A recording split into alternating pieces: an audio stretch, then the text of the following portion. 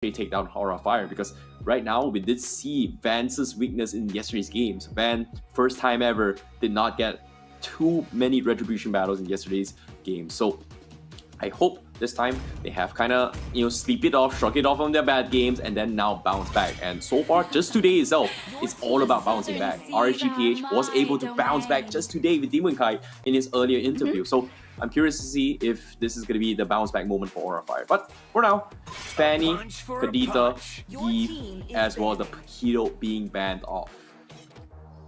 I mean, just a quick throwback to the previous match, not to take any attention away from the current, is that RSG, they adjusted in a way where there was like, they don't reveal the EXP lane so early, especially in the first match. They left basically Nut's hero for last, and maybe that's the strategy that Toda needs to go in. They can't reveal 4-main's hero just yet. Leave it towards the second to last pick to ensure that he has a winning lane, because instantly, like even in yesterday games, the amount of focus other teams place on towards 4-main's lane, shutting down, making sure that there's not a chance for him to even play the game.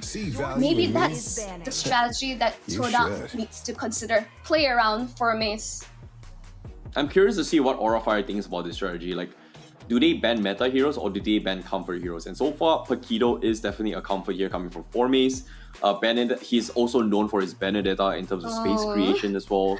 So that's something that they may consider. But of course, even though we haven't seen too much Benedetta in the tournaments thus far, so it's something that it can be taken into consideration. But no, they are going to play the standard route. Valentina being banned, Eve as well. That means that it's going to be the Ling and Angela being instead off. But Toda, they go for the standard opening here. Personally, I don't like it, but there have been teams that have been prioritizing this, so they don't really want Van to play this Ling. So drafting the Angela, it's fine, but that's the thing. Kabuki will get his plot instead. So that's something that Aura Fire wants, but they deny it with the Angela. So no Angela-Link combo right now, apparently. Yep. Here's a fun fact. Did you know that? Here's a fun fact. Did you know Angeling is actually a monster from a different game? Oh, okay. It is. Interesting. It is. It's a love child between these two. Anyways, back to this. I think just it makes sense for the coaches to deny the Angela Link combo away. And right now, one that easily can be flexed towards mid, roam. And I think overall with Sin and Hai, they do like to play this double mage kind of strategies, just run the enemy down. And the fact that Kabuki is allowed to play his god is just absolutely terrifying. And we're seeing the adjustments coming into play. We have Faramis locked in as well as the Kufra, and because they're seeing that Valentina has already been banned out, indicates no call altar will be available to be stolen by Aura Fire, which I think overall really great. Give enough space for Malik to farm up. I think this is a smart play coming from Todak. Personally, I'm not a big fan of this composition, but if Ashi is the one, I would say, no pun intended, right? The weak link of the team from Todak, giving Faramis to him is going to be the easier hero to play, just because of all you gotta do, just if you get caught up, boom, Purify, caught altar, back the heck out. So I guess that's going to be the safety net they're going to be going for as well. But in terms of mage department, they are going to be lacking a lot in terms of magical damage. And currently, if we were talking about the draft as well, Aura Fire did have this near identical composition, but instead of the Faramis, they had the Angela on the side, so they don't really have a lot of magical damage. So if they decide to take a page off their opponents yesterday, they can bring in the Kadita the Karina for Van to actually play this, to actually deal with the physical damage coming from Ling. Really spicy stuff. That was the first time we saw Karina the other day, which was interesting. Instantly see one of these other old meta junglers slowly coming back.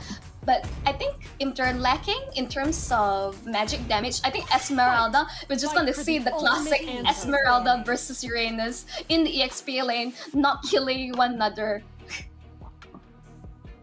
Oh yeah, the team was actually Bigatron Alpha that actually played it yesterday. So yeah, of course, now when it comes to this scenario, Uranus also one of the very few heroes that actually allows the XP to do decent amount of magical damage.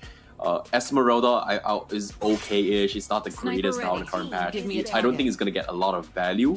But of course, Todak playing it safe as well. They are going to try and deny and minimize some of those annoyances that can actually invade the jungle. So Hilda's going to be one of those. They've shown their hands with the Uranus, so I don't expect early aggression from Uranus in the jungle that they may or may not be bringing in a Masha, even though it's a little bit unorthodox for Aurafire to draft Masha in the pool. But Leslie being banned, it's something that Todak is very comfortable with. I guess they don't really want to do it. I feel like this Leslie pickup is a pretty clear tell that Aurafire wants to play a Hayabusa for themselves. But I might be wrong. Hayabusa or Lancelot, either or, but they are going to double down with the Forza. So this is a pretty good safety net. They're keeping bans options open to actually counter off Todak for now. Whereas Todak, final pick here. What is 4Maze's hero as well as Matizi? Maybe Malik, I think. I think overall, Aurafire's draft, it's really scary. They want to have like many ways to force out the Cut Altar. So having the Feather Airstrike, having the Blazing Duet, just like I think overall really solid in the damage department already. And I think for Todak, just banning away a Joy, I think we've seen like how an absolute beast in the combination with Angela. This is really terrifying. Ooh, really? Arlet as well as the carry. Really interesting. Yeah, I like it. There is a lot of wombo combo setups here as well. It kind of enables the carry to do so. But I guess in terms of magical damage, Faramis is going to be the only damage as well. Very, very similar drafts to what Aura was playing yesterday. In terms of like 4 physical, 1 magic, but you know the Faramis does hit up a little bit more if you are clumped up. But of course, Aurafire looks like they're not going for the assassin composition. It's just not worth it. They are gonna try and double down with the tanky ones. In this case, Mortis Jungle coming in from Aurafire. I like the drafts coming in, and you know both have very, very clear win conditions. But of course, Aurafire are going to be doubling down in their eggs in Van's position to kind of snowball in the early game. So that's going to be the win condition for them. Whereas Todak, all they got to do is just buy time. Definitely buy time. I think with Todak's draft, they have really solid late game with the Ling and the carry. Of course, I'm really concerned about how much pressure the Aurafire will be placed on towards the carry. There's so much like die potential from their side, really terrifying. But overall, like we all said and done, all the pieces have been locked in. Before we jump in towards the Landon, any final thoughts on this, Terrence?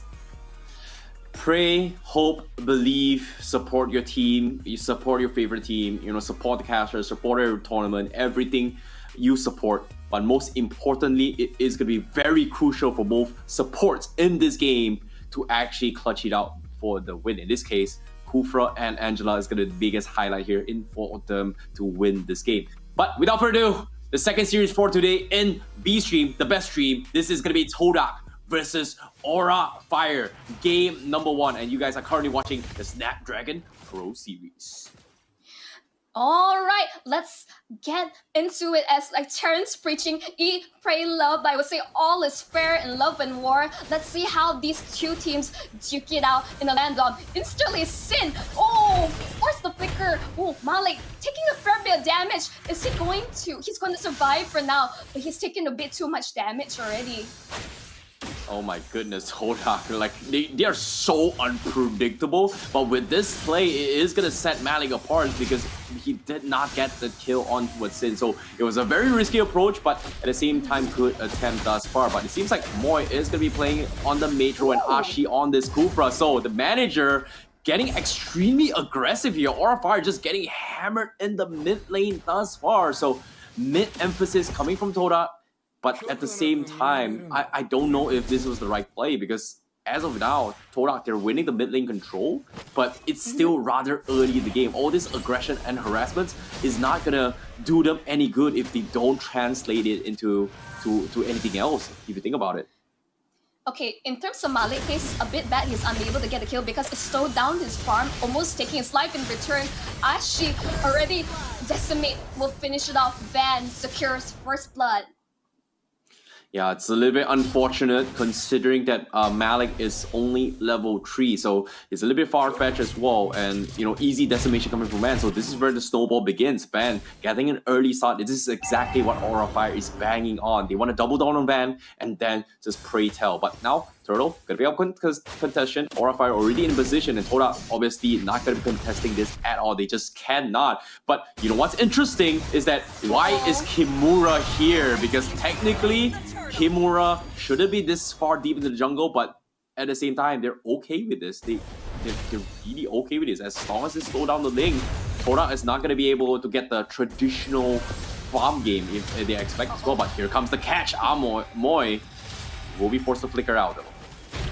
Yeah, better airstrike has been popped as well, not getting too much out of it. I would say both teams, they're just trading like crossfires all across the map, I would say. I do like their signs of life from Toda being aggressive. As long as they don't die too much towards early game, Malik, he's easy instantly, constantly being invaded. Van, hard guard on the ready. Ooh. Final slash there, putting Van in a very awkward position, but they are still going to contest for orange buff as well. Toda, they're going to try and duke it out as well. Can they win the retribution? They force the count alter to try and prolong this fight, but the Feather airstrike is there, and Van still has the decimation. He gets the kill on towards Moy, but they do one more. Malik forced to escape out of this, but Aura Fire definitely in the victors in this battle. Yep, definitely. Instantly, RFI is aware of the win conditions from Toda. You have to just crawl under Malik's skin, make sure that he's unable to comfortably farm, and that's the problem. It's good that he has not died yet. I'm holding my breath on that one. I don't want to jinx anything. But for now, you can see Kimura on this lane is just being so annoying. Just he doesn't care. He's just clearing out his lanes fast. Formace can't really do anything against him lane, so I was really concerned about this early pick. And Van steals it away. No. Oh no, you hate to see it. But of course, that's the power of what the Martis can do, right? You give him enough lead, he is going to snowball his way through. He is going to be in your face time and time again. But this play, look at this.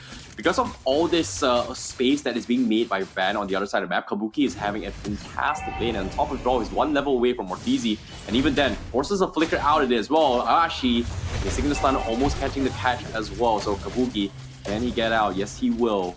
But he has done significant amount of damage on the tier 1. Not even level 5 yet. Like, that was a full gold plating in the hands of Kabuki. Dream start for any marksman thus far. But of course, Malik for the retry, does he get it? Oh no, Van just a little bit better and more precise in this. Malik didn't even try the retribution. In he didn't. Case, he's just keeping, he's just keeping tab. He saved his retribution because for situations like this, Kumara making Malik's life a living hell. Oh, big catch, Sin.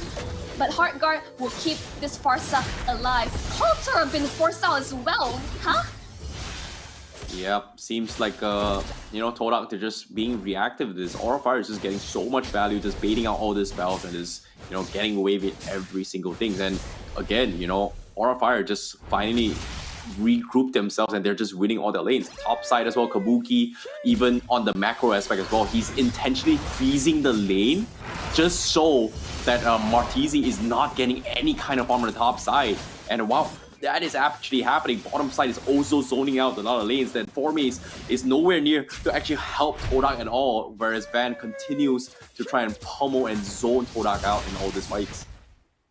Right now, Toda does not have the tools to unlock Formace from his lane so that he's able to join in all these massive team fights.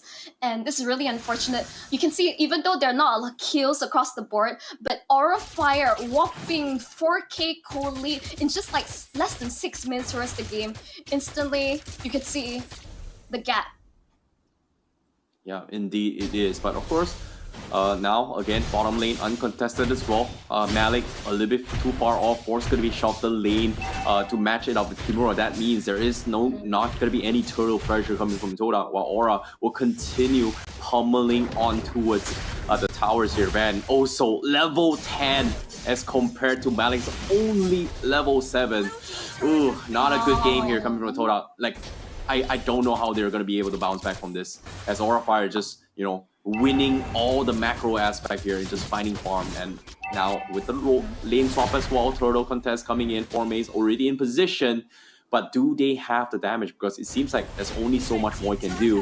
In this case, Kimura is going to be having an assist of the Hearts God. Amoy is always going to be there as well, but Marteezy, he needs to back out. But Uranus, they just don't have what it takes to take him down. They force the counter to keep him alive, but eventually the Ionic Shield and the waves coming from Angela is going to be able to take him down. So Kodak, they will lose one member, Ashi, find the zone of Sin. So it looks like they are going to try and capitalize on this situation, but Sin going to be able to get out the safety. They missed the combo, and now Kodak is left out to hung to dry as Aura Fire picks him apart with Kabu.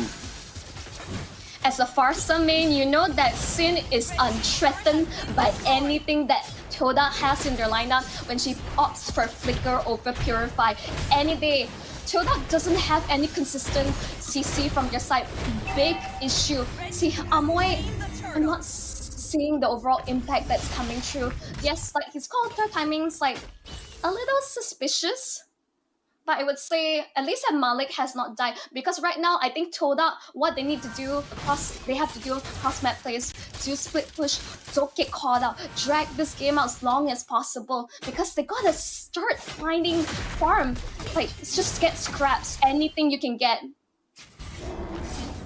Yeah, I agree. And when it comes to the scenario as well, Toda, they're currently, just completely starved out of any kind of resources here, and Aura Fire will continue with their snowball as Van level 12 as compared to Malik level 10, 2 level advantage, and somehow Toda, they need to find a way for him to match this damage output, and so far they just can't find anything as well. And considering that Moy opted to go for the Enchanted Talisman, we are going to be expecting even lesser magical damage, and you can see everyone from Aura Fire did not opt to go for any kind of magical defense at all, just because of how lacking in terms of damage that Toda is going to be giving in these fights. I mean, the real threats, the two cores from side Toda, it's going to be Link, it's going to be Carry. So for Aura Fire to build like more physical defense makes the most sense. Because as I say, Amoy, even though he's going for Lethal Injection, for that just a bit more damage, he is more of a support style of play. Yup, at the same time here, Van looking to close out this game here. Kabuki chipping away tier 2, but they are going to force a fight. But Ashi with the Tyrant's Rage here, flickers forward, next on Sin. They caught him off surprise, but where's the damage? They don't have the damage to do so. Great engagement, but just lacking in economy. And now Kabuki will pick them apart. 4 mace now, getting taunted with the recall. And a double kill for High as Aura Fire out sustains the burst, and now Malik in desperation tries to trade objectives across the map. Will steal an orange buff away, but Aura once again prime position to take the Lord as Toda nowhere near to contest this. But Malik through himself, can he steal this? But it seems like it is going to be very difficult to do so. I'm actually okay if Ashi threw his life just to get his hands onto it. Sin. The 4 mace dying here definitely just evens out in terms of trade. Aura Fire in the driver's seats. The first door gotten, no contestation whatsoever. And now with the corrosion side from Kabuki as well, this is gonna be even hard as well. But Aura Fire, they're gonna steal the purple buff. Do they get it? They force the retribution up on Malik, so that's huge. But at the same time, the Lord is gonna be clawing in very, very soon though. Well, with Grand Theft Auto not successful, at least Malik can do stuff across the map. You can see that wave pushing against the Lord. At least this buy time, but create space for Toda to farm up. As I say, they do have win conditions. Marteezy has only died once. Malik, none. They just need to farm up. They need time. Toda, the timers need to come and play. Aura is well aware that they get to close out this game as soon as possible.